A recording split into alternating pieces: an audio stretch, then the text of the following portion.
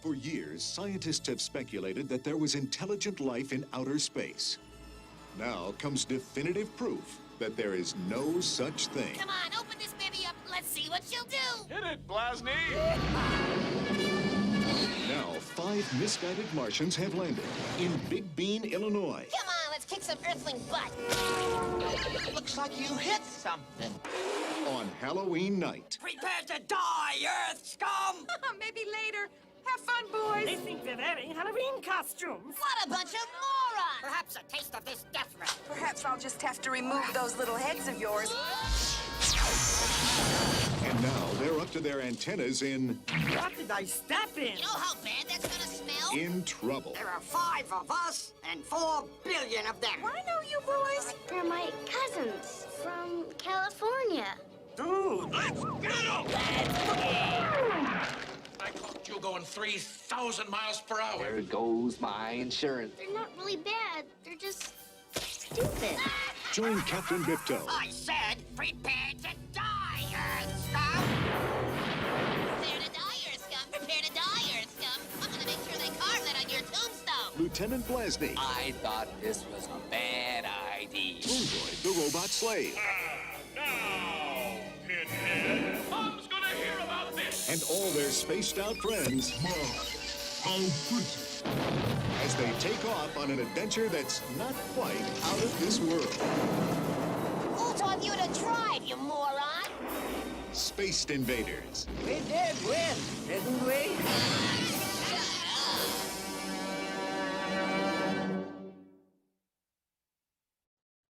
Hey, welcome back, everybody. You got Jeff and you got Kevin for 0 Point Reviews. We're talking about Spaced Invaders this time. Kevin, have you seen this one before? I kind of remember bits and pieces from my past, but this was kind of first time watching it all the way through. What do you remember from this one? I remember first seeing a huge poster for it when I came up here to Oregon to visit my cousins. Okay. And went to see it in the theater soon after that. And I remember loving it. Yeah. I remember renting it, but then never seeing it again after that. It was like the movie just disappeared. Did it disappear, or did it just go straight off the VHL shelves eventually? I think it disappeared in a roundabout way. Like, yeah, it was on VHS. I remember renting that. Yeah. But then it wasn't on DVD for the longest time. Yeah. And I want to say they re-released it. They finally released it on DVD for their 25th anniversary. Okay. Yeah. And currently you can get the Blu-ray for this from Kino Lorber. Right now they have a sale going on. It's about $9.99. But if you want to look for it online, it is on YouTube for free. It also is on Amazon Prime if you want to rent it just for a couple bucks. So if anybody's checking this out and you like our review series and you want to check this movie out, there's some options for you. You just got to poke around for it. Yeah, and not to give spoilers too early, but this movie is worth watch and worth getting. Oh, I would say so. If nothing for the hijinks and just the straight up comedy of this movie. I mean, you look at the poster behind Kevin there, like they're all like decked out in like human clothes. What pops me is like the varsity jacket, honestly. That one. Yeah, it's just completely zany, like God. And like the one in front of him has like this Jack Nicholson accent it's trying to force through the whole movie. So it's kind of like, wow, this is so zany. I mean, it was definitely a predecessor to things like Destroy All Humans. Right. And like, because Cryptosporidium, the main character in that game, is basically sounds like Jack Nicholson also. Yeah. So, but I mean, they did some really fantastic stuff in this movie for it being unknown, for lack of a better term. Right. It looked like it had a higher budget than it really had. It looked that way, didn't it? Yeah. Like the puppets and the animatronics looked fantastic for the time. They were great. In fact, one of them I didn't realize until today. Kirk Thatcher was the puppeteer and the voice doing short stuff. The little droid. Oh, yeah. I love the droid, dude. If they came out with some toys now, I would totally get one. Yes, because and again, a predecessor. That's a predecessor to Invader Zim and Gurr also. Yeah. So Love Zim. yeah. So I mean, really, Mr. Thatcher created Gurr in a roundabout way. I think that's cool, Yeah, I totally or at least the appreciate that. inspiration for that. We're Oh gonna have to yeah. ask him about that if we ever get a chance. If when what, Werewolf by Night comes out. Oh yeah, that should be around. I think that's around Halloween time. October 9th, I think. Oh, that's earlier in October then. Yeah. Yeah. Oh well, well we definitely intend on covering that. That might be a special bonus episode coming up. We do like werewolves. We do like Marvel movies. Will they mix? Yeah. Well, it sounds like it's leaning more into comedy on that one, but I guess we will see. Speaking of which, comparing this flick, I was thinking about it earlier. Comparing this to Invaders from Mars. Oh God, yeah. Invaders from Mars, I would say in some way had the more superior creature effects. Right. Because it was Stan Winston's Creature Shop that was doing all that. Oh yeah. But that was much more of a pod people type movie to me than this was. Like this to me was a much better film, even though it was cute and for kids in a roundabout way. Yeah, if you're going to go on that spectrum of family friendly, this is probably the one, you know, if I had a kid, this is the one I would play for them first before I ever played Invaders from Mars. And it's not to say that Invaders from Mars isn't like good or anything. I know one of our other hosts who is not with us wasn't really a fan of that one at all, but you know, it's not one that would be my first choice. It just didn't feel quite like it landed what it was trying to be. But this one certainly did, even though it was a longer movie. This one was an hour and 40 minutes. Yeah, I caught that. I didn't expect it to be that long. Yeah.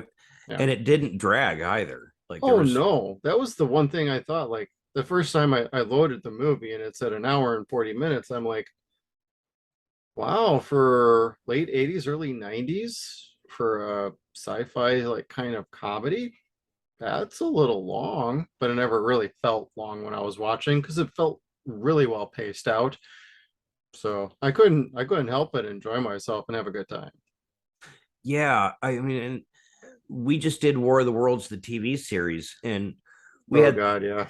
30 years of clouded nostalgia there, and we had a miserable time watching it. And I was so afraid when we turned this on. Oh my God, I know. That this was going to suck too. And I'm going to be like, oh God, I ruined the whole month full of shows. It was all your fault, dude. No, like when you were telling me about this and suggesting we do this for one of our movie reviews, I was just like, sure, why not? As long as it's some sort of like invasion of Earth from whatever sort of alien there is. And I'm like, I think I know this movie. And I'm pretty sure I remember like bits and pieces like I mentioned earlier. I don't know where or when I saw bits and pieces. You seem to think like before we started, we were talking about this. You seem to think it might have been off of HBO, and that's a possibility. But it also might have been on like TBS or TNT. I don't know. This is a Warner Brother. No, this is a Touchstone movie actually. Yeah. So I'm really unsure where I saw bits and pieces from. Maybe it was on ABC Saturday Night Movies when they used to have those. I don't know.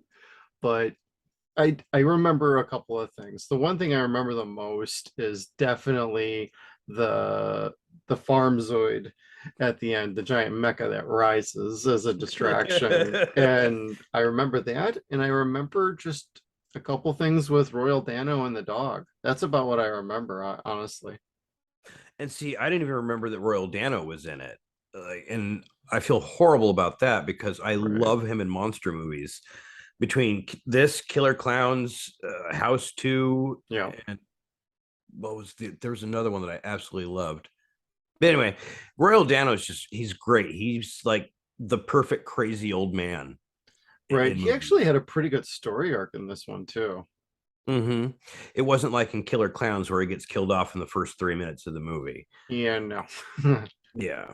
Like he it was like hobgoblins, but better. No, anyway, like he was had that big bucket of dynamite, and he was through with that team to the entire end and Oh saved my everybody. God, they kept playing that up the whole movie with the dynamite, like, hey, and then how he blew up the Centurion or enforcement droid was just great. Like, I have an award for you. This is the award. Oh, hey, let me light it up.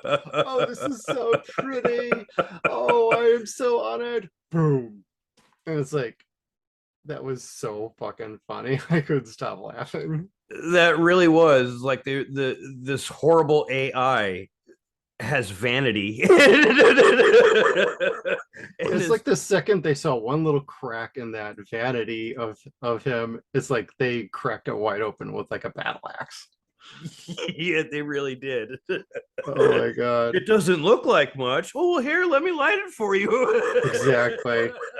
Oh my God. And then using the dynamite to launch the ship into orbit at the end was like, that makes absolutely no sense. And what I actually liked about this movie is the dad, the lead or the sheriff, was he would constantly point out the logic problems of the movie and was constantly proven wrong. And he's like, okay, clearly I don't know shit about science fiction, so let's just have a good time.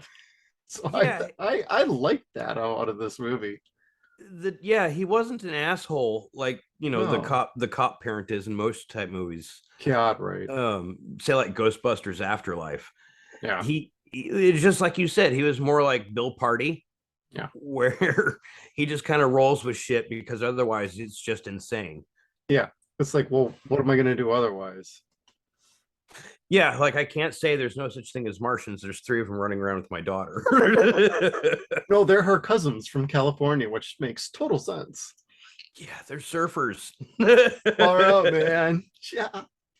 And I loved the scientist out of the crew Yes. because it was so hard not to see like this little alien Gestapo that was wanting to experiment on everything. Oh, and he turned a human into his little loyal slave, Oh who God, ended that up with was the girl in the end, which was even funnier than I was expecting. turns him into Superman basically with this big old puffed out chest. Yeah. That was, and then how did he put it when he releases them? Like, I've come to like you. Go ahead and live your life. Yeah, pretty much. Like, okay, you've done your service. Go get him. Yeah, I'm not gonna kill you. Go ahead, go have fun. Oh, that reminds me. I wrote down in here that the enforcement robot, it sounded a lot like Edie or Ed 209 from RoboCop. Yeah. And I couldn't help but like think like I'm waiting for the time he says, you have 20 seconds to comply. And it just never came because the voice sounded like really close. But it wasn't. But I thought that was just, I don't know, that was making me happy because it's like a little, if it was an homage, it wasn't. But I thought that was fantastic. Well, this thing, I want to say it was an homage to the Star Wars probes in Empire Strikes Back. Okay, that makes sense because it did share some design similarities. Yeah, as far as the hanging Yeah. appendages or whatever, but it was in a way kind of cooler. Oh, And I know, menacing actually. yeah, like it definitely was a murder bot, for not lack of a better term. Yeah. If you weren't murderous enough or you didn't succeed, then it was going to kill you as punishment. Oh my God, right?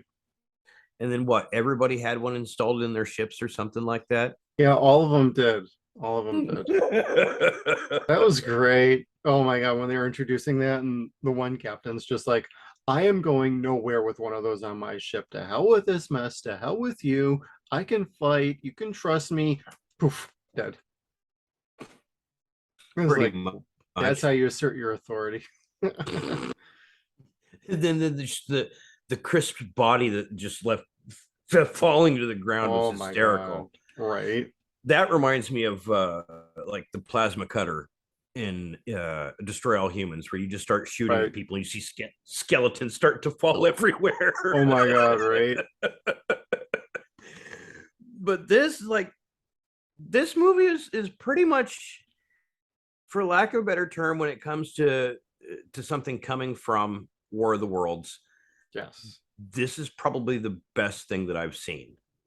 Oh yeah. As far as an homage, it is a little self-aware, and that's okay because that makes it a little bit more fun. Right. In fact, they're having fun the entire time in the movie. Like it's not just, yeah, it's not suspenseful. I mean, there's a little bit of action, but not much. Right. It's smart comedy, and that I don't know how this movie hasn't been circulating in the cult circuit since it came out, because it's fucking great. It's a great Martian movie. Yeah, and it doesn't. It sounds stupid, but it doesn't make you feel stupid from watching it. It doesn't insult you. It actually brings you along for the ride and has you laugh at the things you should be laughing at, or thinking the absurd things are absurd because they are. I mean, that's the fine line that a lot of movies from this era didn't really hit.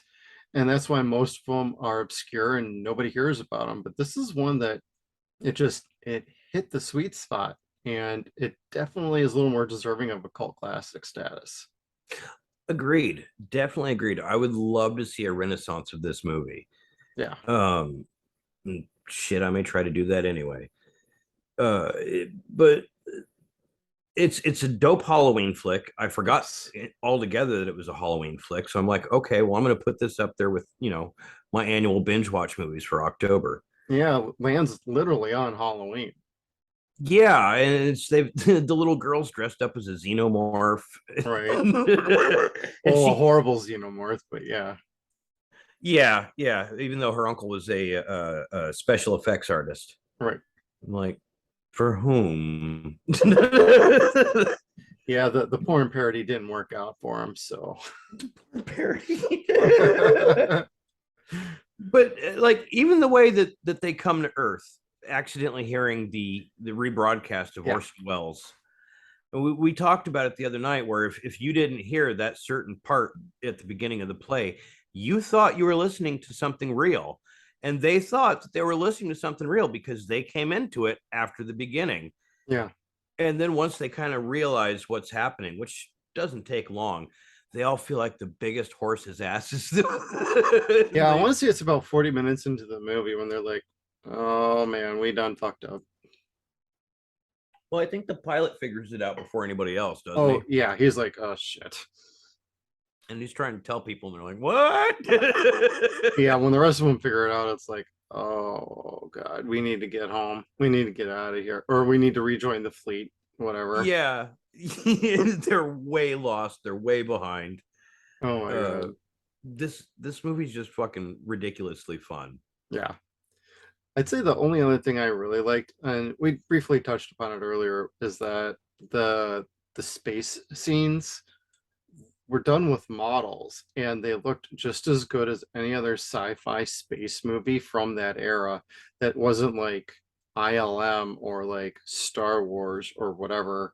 And when it opened like that, I'm like, holy shit, that actually looks really good. I wish I had a Blu-ray instead of an old master that they're using on the streaming services. So I mean, I was pretty pleased watching this, and it just got me jonesing. And then I got looking around online at like, I wonder what's out there for Spaced Invaders sort of swaggy things, and there's not a whole lot. Yes, you can find some like stickers and things like that that are fun and neat, but there's not a whole lot out there. That's almost too bad. This movie would almost be ripe for kind of like a Killer Clowns resurgence. Like somebody should take a look at this and be like, hey, we could keep the the practical effects going and maybe bring this back. You could do something along this style, because if Killer Clowns has a life, this one is can just as well work as well. And you got Destroy All Humans, the video games. You could acquire the IP and put Destroy All Humans Spaced Invaders edition on it as a loose tie-in, almost like, and then have like referential jokes with inside the game. Like you have them meet up with like these guys just in like the background. He's like, didn't you guys have a movie in the 80s? It sucked. And he shoots at them. Or he uses their phrase line, prepare to die. You know, Earth scum. Earth scum, prepare to die. Or, yeah, their enthusiasm for killing was fantastic. And they did absolutely nothing. It It was so non-threatening. I'm like, man, they needed to watch like a horror movie from Earth to see how to like attack humans instead of just jumping out of a bush going, Earth scum, prepare to die.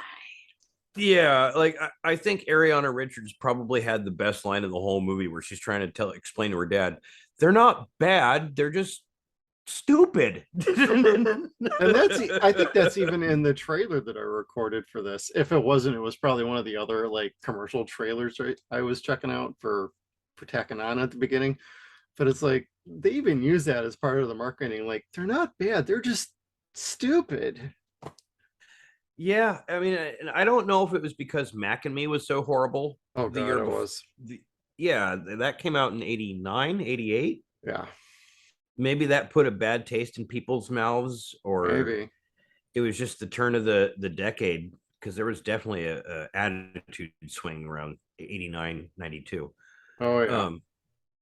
I don't know. This deserves better. Yeah, I would agree. So what would you say? Double thumbs up or just one thumbs up? Oh, double thumbs up. Like Yep. I said, I want to get everybody watching this movie at least once. Like, everyone needs to see this. Absolutely. I couldn't agree more. And thank you for tuning in. That was 0 Point Reviews. Be sure to check us out on the interwebs at Suns and Shadows. We got a great podcast. We're wrapping up War of the Worlds month.